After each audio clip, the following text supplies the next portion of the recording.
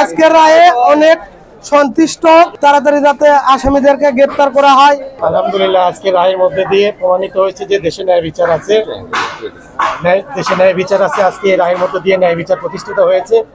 দুঃখজনক বিষয়, যারা খুনি তারা এখনো পলাতক। আমরা বাদী এবং সাক্ষীরা সহ অনিরাপত্তায় রইলাম। আমাদের জীবনের সংখ্যা রয়ে গেছে। প্রশাসনের প্রতি দ্রুত আহ্বান জানাবো, এই খুনিদের দ্রুত গ্রেপ্তার করে জেল হাজতে প্রেরণ করে, তাতে এলাকাবাসী সন্তুষ্ট থাকবে, এলাকায় আনন্দ উল্লাস হয়ে যাবে এবং সবাই নিরাপত্তা ভোগ করবে ইনশাআল্লাহ।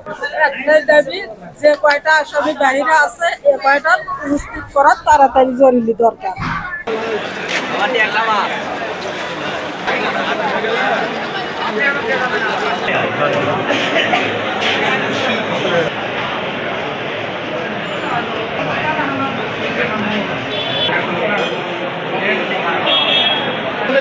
नहीं